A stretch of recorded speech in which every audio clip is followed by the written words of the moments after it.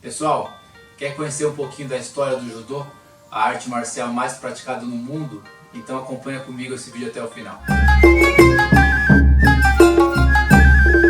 Antes de começar a contar um pouquinho da história do judô e do professor Jigoro Kano, seu fundador, eu te convido a entrar no canal do YouTube do Projeto Budô, tá aqui o link, e dá uma olhada nos vídeos que a gente já tem lá de toda a gama técnica da nossa modalidade.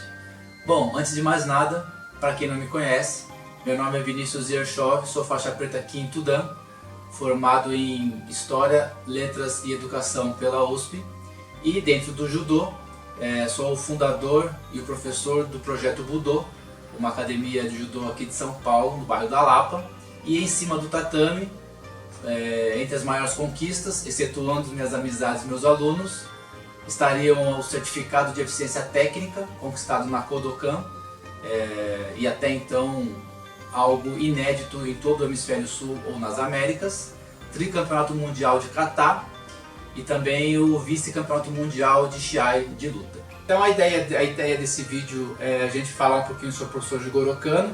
Sabe aquele quadrinho que você tem lá no seu dojo com a foto daquele senhor? Ele é o professor Jigoro Kano, e a ideia desse vídeo é justamente contar um pouco quem foi ele, o que ele significa, para a gente dar sentido às coisas dentro do dojo que você treina, da escola que você treina, ou do local onde você faz o treino de judô e tem aquele quadrinho do professor Jigoro Kano. Quem foi ele? Quem é ele? O que ele deixou pra gente? Pra gente conseguir entender o estabelecimento do judô pelo professor Jigoro Kano, a gente nunca pode deixar de lembrar do que era o Japão antes disso. O Japão, por praticamente 1000 anos, viveu a época samuraica, que na época medieval japonesa, até se a gente trouxer para o ocidente, até a época moderna, nas nossas datas ocidentais, o Japão viveu o seu feudalismo, né? E o feudalismo japonês era composto pela ascensão dos samurais.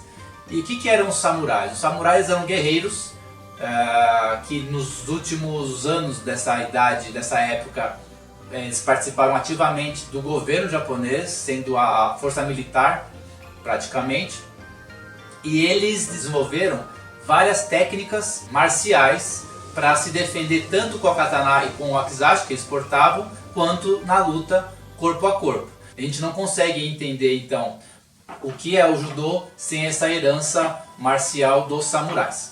Tudo que o samurai fazia na sua vida, mesmo desde o início e com o desenvolvimento dessa vida samuraica, era o tal do Bushido. O que é o Bushido? Muito falado, né? O Bushido, na verdade, literalmente, uma tradução livre, seria o caminho do guerreiro, né? Só que o samurai japonês não era o guerreiro como a gente tem essa ideia hoje.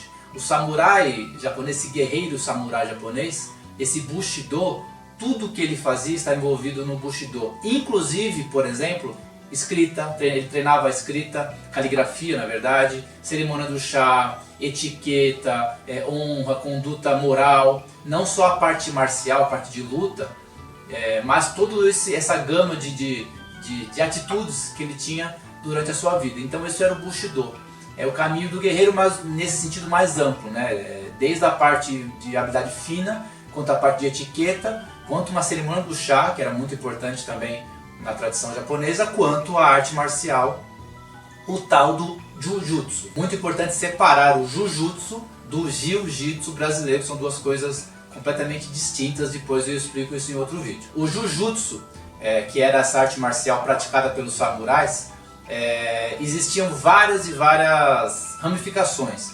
No Japão medieval, cada família tinha o seu estilo e passava isso para o filho, para o neto, para os amigos mais próximos. Por isso existiam vários e vários estilos de Jujutsu, que é essa arte marcial japonesa samuraica medieval. Então, por exemplo, o samurai, quando ele perdia a sua katana, a sua arma principal, ou katana, como queiram, quando ele perdia a sua espada, ele tinha que partir para a luta corpo a corpo. Esse é o Jujutsu, essa é a origem do Jujutsu. Então, eles desenvolveram várias e várias famílias, né, os estilos, desenvolveram várias e várias técnicas de luta corpo a corpo, para o samurai usar assim que ele perdesse, se perdesse, a sua espada. Isso é o Jujutsu. E isso foi feito, isso foi difundido pelo Japão inteiro por praticamente 1000 anos.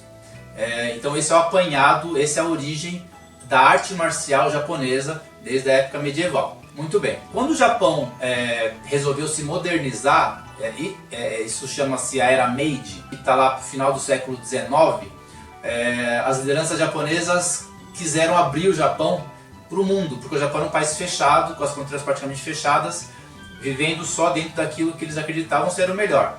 Quando veio essa ideia de modernizar o Japão, modernizar com muitas aspas, né?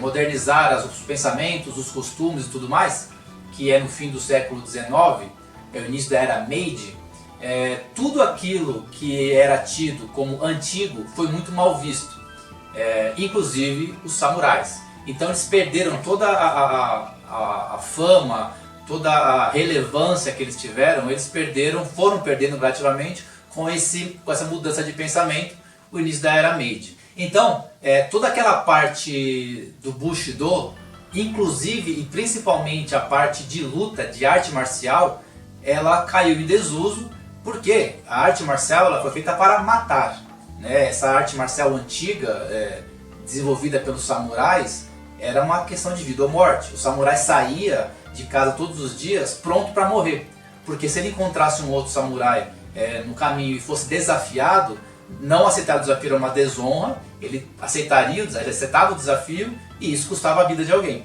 né? Essa era a mentalidade medieval antiga japonesa. Então a arte marcial desenvolvida, o Jujutsu desenvolvido, era letal, era de fato para matar, para aniquilar o seu adversário.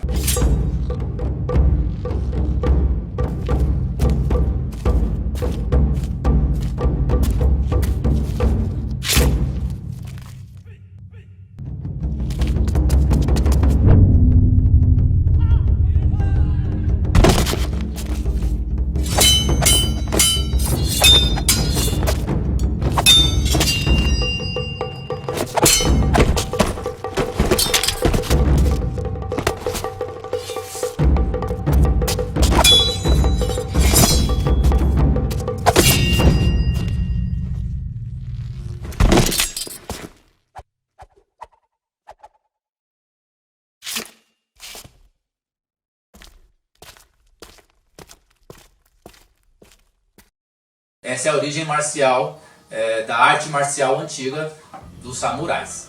Então, com essa mudança de mentalidade no início da Era Meiji, tudo praticamente, a sociedade japonesa no geral começou a ver com muito maus olhos os samurais e tudo que significava ser um samurai, inclusive a arte marcial. Não vou entrar em todos os detalhes, porque não é ideia, mas para entender como o Japão vivia naquele momento de transição. O professor Jigoro Kano, fundador do Judô, ele viveu essa transição, né? Então é muito importante a gente ter uma ideia histórica do que significa isso. O professor Jigoro Kano viveu exatamente nesse período de transição entre o fim do período Edo e o início da Era Meiji, e então ele sentiu na pele que a sociedade estava, na verdade, com um movimento de negar todo o passado daquilo que o Japão apresentou na sua época medieval da história. Então o professor Jigoro Kano, ele era um menino muito franzino, muito pequeno, fraquinho. Ele ingressou nas artes marciais, ele fez na verdade 3 estilos de artes marciais, né? Lembrando que existiam vários e vários estilos de Jujutsu, né? Entendendo que toda arte marcial antiga, antes dessas modernas criadas, inclusive pelo professor Jigoro Kano, foi a primeira arte marcial moderna, tudo que vinha antes era englobado no Jujutsu. E dentro do Jujutsu, vários e vários estilos familiares, de região e tudo mais. O professor Jigoro Kano, ele treinou 3 estilos de Jujutsu, muitos com projeção, muitos de controle de solo, mas muitos de projeção, que de fato depois deu origem ao Judô que ele criou. O professor Jigoro Kano buscou a arte marcial, quando ele era criança, por uma questão de autoestima, de autoconfiança. Ele era muito pequeno, ele era muito franzino, então ele buscou isso para ganhar um pouco mais de condição física e autoconfiança. O professor Jigoro Kano já se diferenciava nesse sentido em relação aos outros, porque como praticante, né, depois como fundador de uma arte marcial. Ele já se destacava por ser uma pessoa das letras. O professor Jigoro Kano sempre foi muito estudioso. Ele sempre teve essa visão mais ampla sobre tudo que ele fazia. O professor Jigoro Kano, a partir da prática do Jujutsu, desses estilos que eu acabei de citar, ele começou a trabalhar na sua cabeça uma maneira de fazer a transição desse legado japonês à vida moderna que o Japão estava propondo naquele momento, no momento que ele vivia. E aí está o primeiro insight incrível do professor Jigoro Kano. Ele percebeu que o Japão, como sociedade, não podia perder aquele legado, aquela história tão rica que o país inteiro viveu.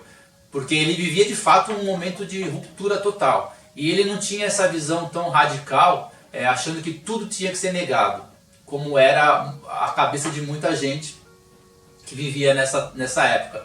Ele não, ele na cabeça dele e na compreensão dele, aquele legado deveria sim ser resgatado, ser transformado para a sociedade japonesa ter um futuro ainda melhor, né? E a fundação do judô, a criação do judô tem totalmente a ver com isso. Por quê? Ele, como um artista marcial, né, ele via vários e vários benefícios, várias e várias qualidades de trazer aquilo da história do Japão para a vida moderna, mas transformá-la, né? E aí a primeira revolução da ideia de arte marcial no mundo, né? O professor Jigoro Kano foi, até hoje no Japão, ele é o pai da educação física moderna. E por quê? Porque ele foi capaz de transformar aquele legado, a arte marcial que era para matar, transformar isso para a nossa saúde, transformar aquela coisa antiga para o nosso bem-estar. Então, até hoje no Japão ele é visto como o pai da educação física moderna e vai sempre ser, porque isso é história, isso não se muda.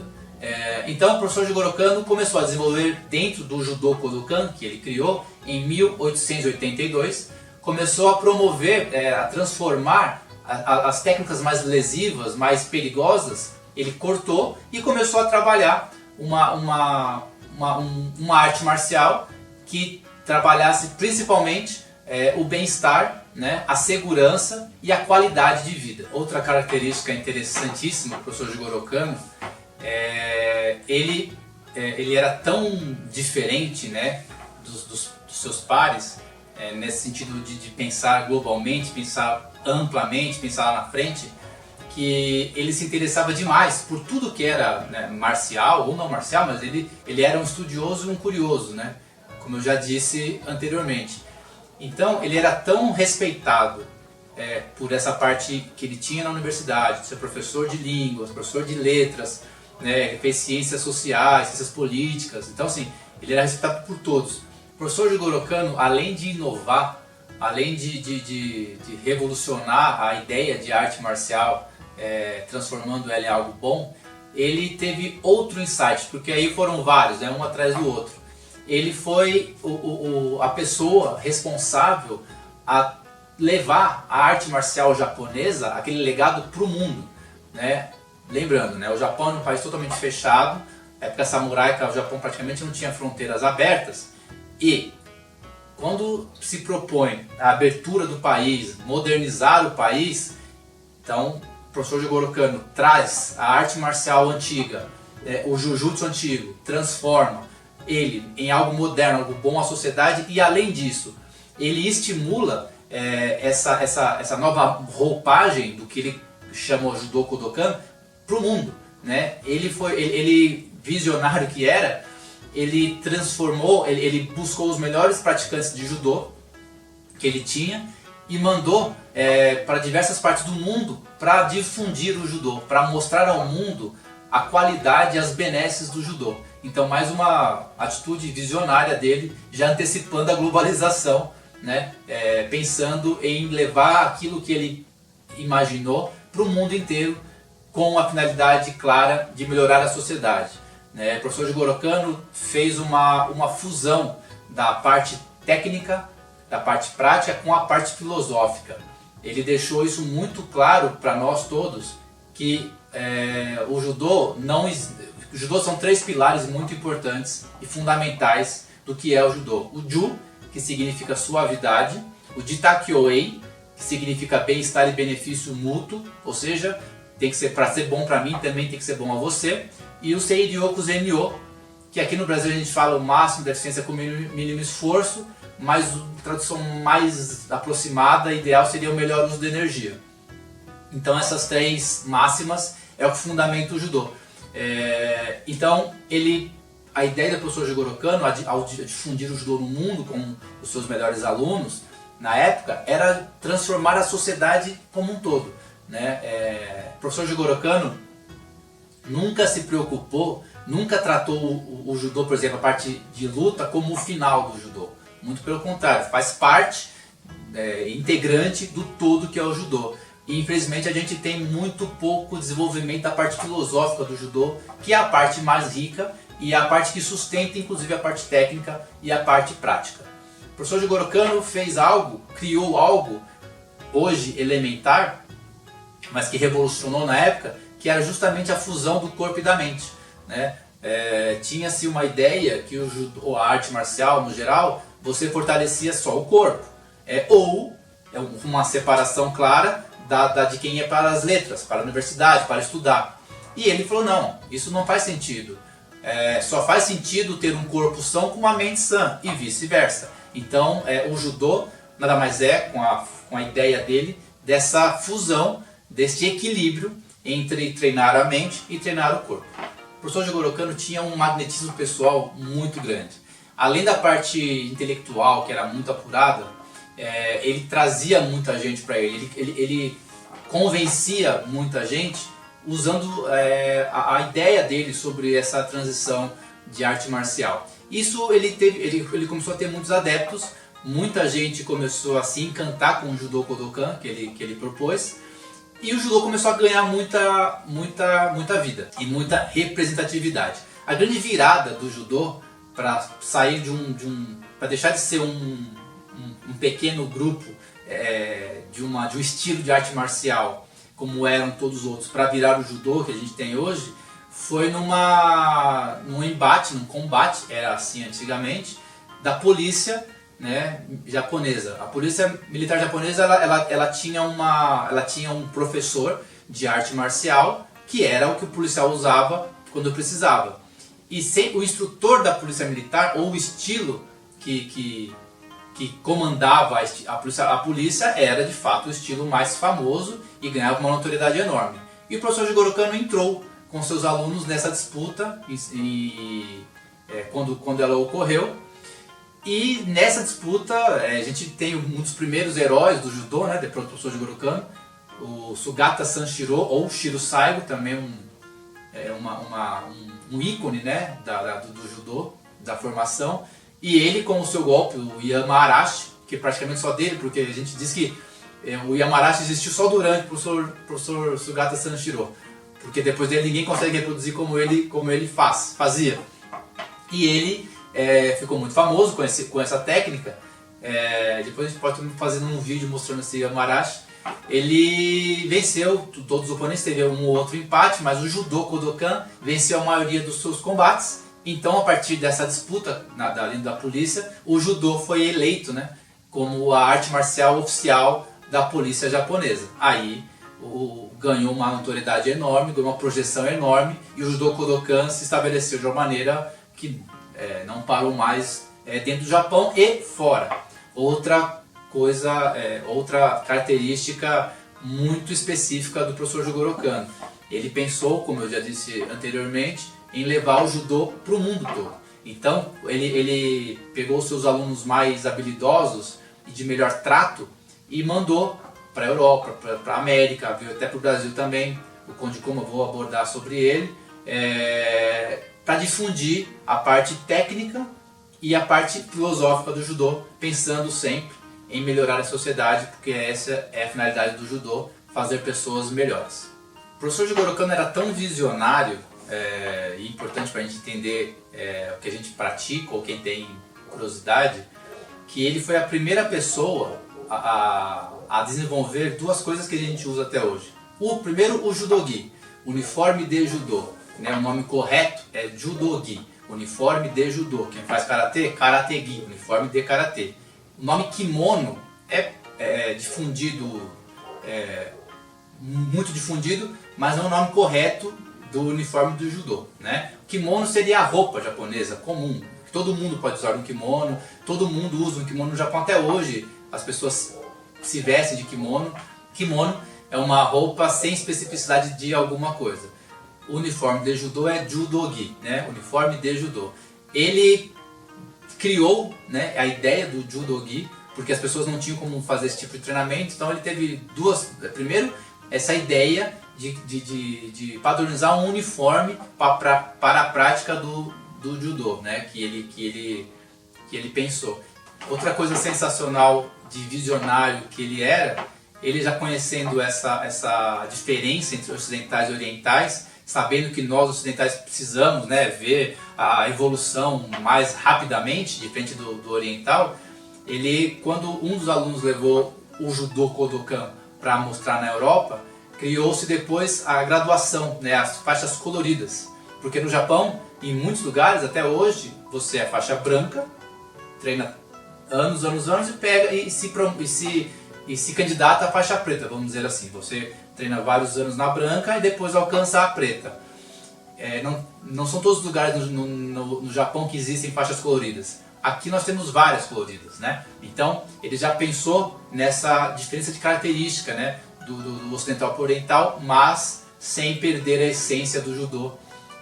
Então levando o judô com a sua essência original para toda a parte do mundo. Importante também pensar o porquê do nome judô, né? Como eu disse anteriormente, tudo era jujutsu, né? Vários e vários estilos de arte marcial estavam dentro do jujutsu. Quando o professor Jigoro Kano muda a maneira de pensar a arte marcial, trazendo ela para uma visão moderna que o Japão vivia na época, ele pensou em Judo Kodokan. Judo, caminho suave. Ju, suave, do, caminho. Kodokan, local para treinar o caminho. Então literalmente é isso. Kodokan seria o local para treinar este caminho, que é o Judo, né? Outra coisa, particularidade, né? A gente fala Judô aqui no Brasil, você vai para o Japão, ninguém entende nada. Você fala Judô, eles não sabem o que está falando, é incrível, e não é sacanagem não.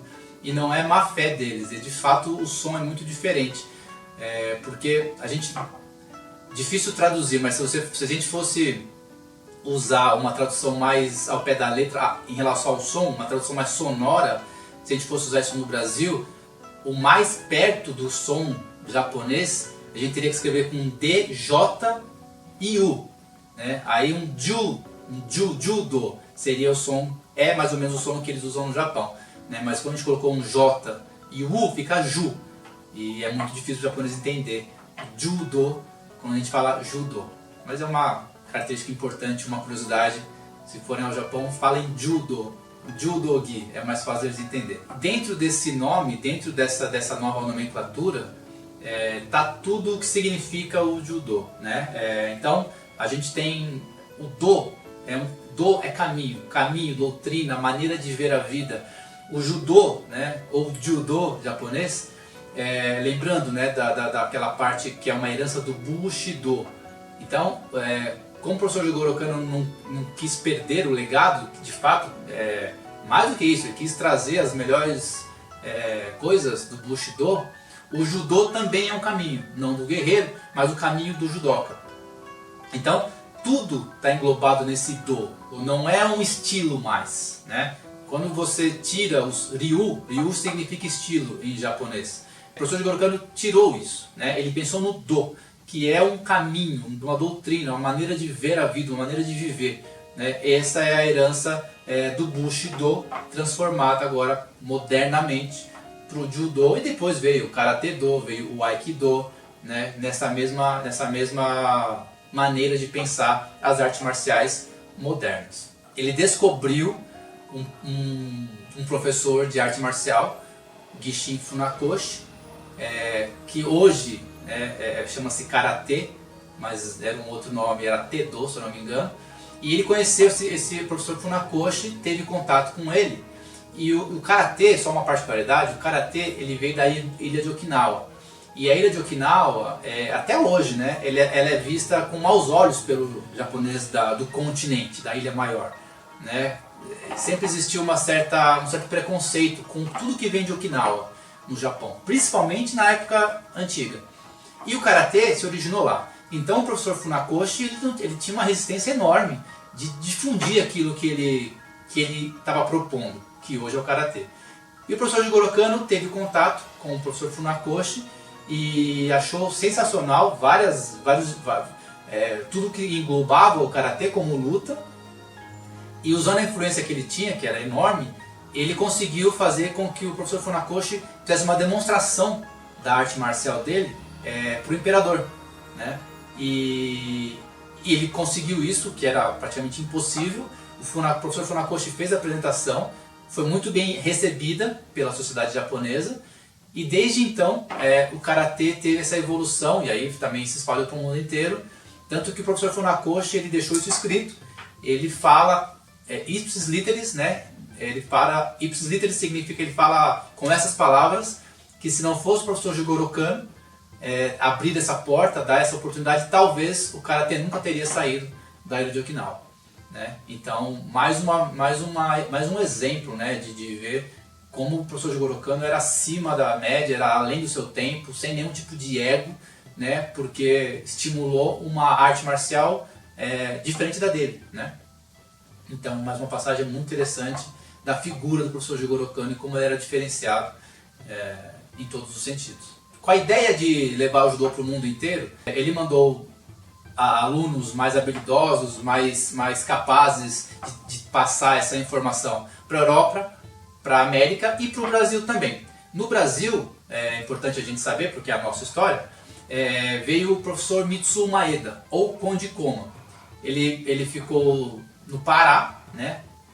E lá ele fez várias demonstrações, difundiu o judô. Há uma controvérsia até razoável entre outros fundadores do judô aqui no Brasil. Tem o Tatsuo Koshi, tem o professor Naito, mas assim, oficialmente, vamos dizer assim, foi o professor Mitsuo Maeda, ou Conde Koma. Uma particularidade interessante da vida do Conde Koma para cá, o professor Mitsuo Maeda, é que do que ele trouxe do judô Kodokan, a parte de solo do judô Kodokan, que o professor Mitsuo Maeda trouxe, deu origem ao jiu-jitsu brasileiro. Né? É importante separar profundamente o jiu-jitsu brasileiro, essa parte de solo que é feita aqui, com o jiu-jitsu japonês da época dos samurais. Né? São duas coisas totalmente diferentes.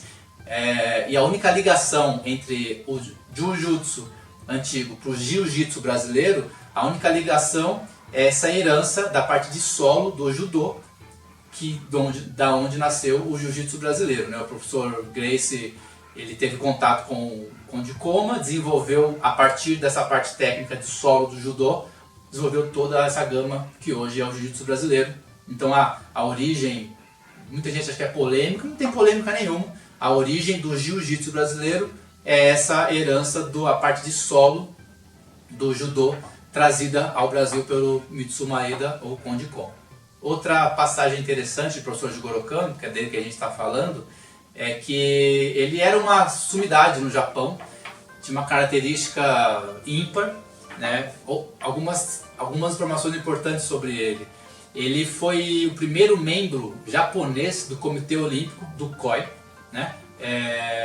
E ele pleiteava, né, a entrada do judô nas Olimpíadas, mesmo com uma ideia, ele deixou isso muito claro, mesmo com uma ideia de que a arte marcial, o judô, poderia ser desfigurado se fosse muito competitivo. Né? Mesmo assim, ele tentou, de todas as maneiras, trabalhar, né, para que o judô fosse incluído nos Jogos Olímpicos, tanto que em 64, na primeira Olimpíada no Japão, em Tóquio, o judô foi testado, vamos dizer assim, e participou dos Jogos Olímpicos em 64. O professor Jigoro Kano já não era mais vivo, ele morreu em 38.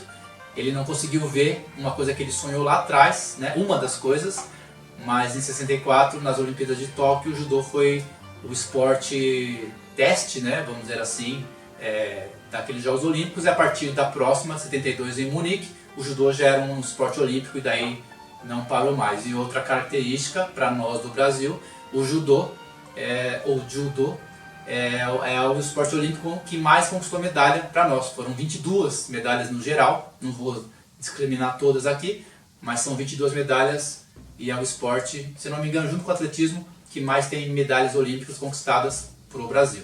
Infelizmente, o professor Jigoro Kano, ele morreu sem ver o legado que ele propôs, né? Ele morreu em 38, saindo do Cairo, voltando a Tóquio, numa reunião do Comitê Olímpico, da qual ele fazia parte.